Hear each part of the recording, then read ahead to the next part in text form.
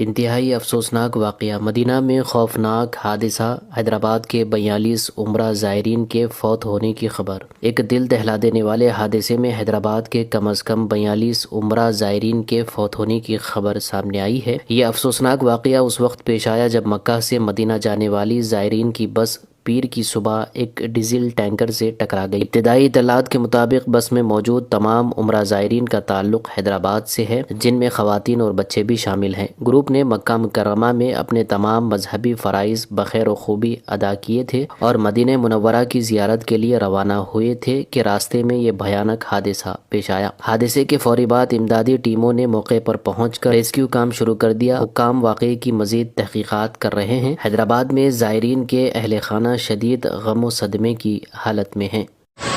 ये उम्रे को जाने वाली बस पूरी जल गई भाई, पूरे आदमी इंतकाल हो गए, इसमें पूरे जल गए कहते। इसमें शोएब नाम के है, इसमें खाली अगले बच्चे मेरे व्हाट्सएप नंबर दिए। मैं ड्राइवर बात कर रहा हूँ, मैं भी हैदराबाद का निजामाबाद का हूँ। मेरे को पुलिस वाले रुका है, मैं कुछ नहीं कर सक रहा हूँ भाई, माफी चाहता हूँ, लेकिन मैं इतना ही कर सक रहा हूँ, आपको इन्फॉर्म दे रहा हूँ, ठीक है।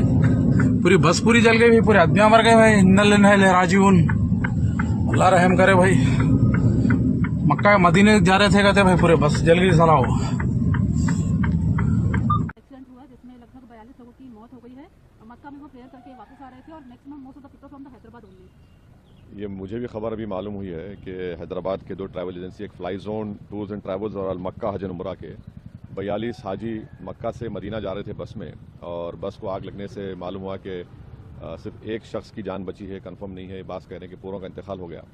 तो मैंने इंडियन एम्बेसी रियाद में जो DCM है अबू मैथन जॉर्ज साहब से मेरी बात हुई, और उन्होंने मुझसे कहा कि कौंसल जनरल जिद्दा भी और वो ख़ुद इस पर मालूमात हासिल कर रहे हैं और जो भी ज़रूरी कार्रवाई करना है वो करेंगे। और साथ ही साथ मैंने इन तमाम उम्रा पैसेंजर्स के दोनों ट्रैवल एजेंसी से वीज़ा डिटेल्स लेकर कौंसल जनरल ऑफ इंडिया जिद्दा को और DCM इंडियन एम्बेसी रियाद को और साथ ही साथ फॉरेन सेक्रेटरी को मैंने ईमेल किया है। मेरी भारत सरकार से, ख़ास तौर से एक्सटर्नल अफेयर्स मिनिस्टर से जयशंकर साहब से ये रिक्वेस्ट है कि वो इमीडिएटली इस पर देखें, और अगर जिन लोगों की डेथ हुई है उनके परिवार ये चाह रहा है कि उनकी डेड बॉडीज़ जल्द से जल्द इंडिया को लाई जाए, और अगर कोई उसमें ज़ख्मी है तो उनको अच्छी से अच्छी वहाँ पर उनको इलाज हो सके। ये मैं रिक्वेस्ट करता हूँ हमारे external affairs minister sir, Bharat सरकार।